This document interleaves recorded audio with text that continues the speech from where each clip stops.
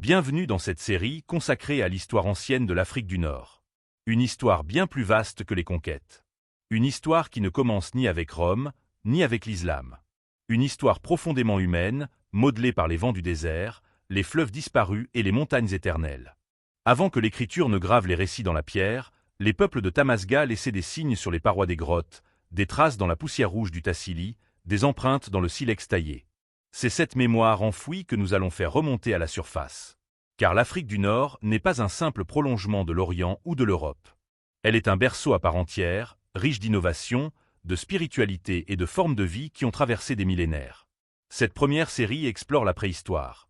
Une période immense, mystérieuse, souvent éclipsée, mais absolument fondatrice.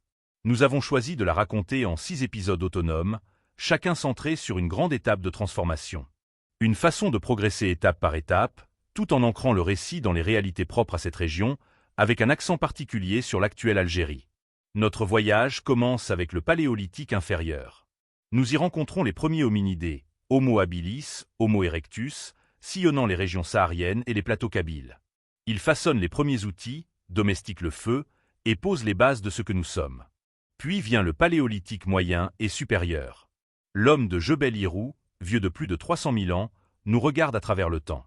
Il taille des pierres, enterre ses morts, et laisse peut-être les premières marques de pensée symbolique. Le néolithique marque ensuite une révolution. L'homme se sédentarise. Il apprend à cultiver, à élever, à bâtir. Dans les hauts plateaux algériens apparaissent les premiers villages, les premières poteries, et l'art rupestre foisonne. Vient alors le néolithique tardif, une période de raffinement. Les influences sahariennes et méditerranéennes se croisent, les poteries se diversifient, la vie communautaire s'organise. Mais la transition entre les âges n'est jamais nette.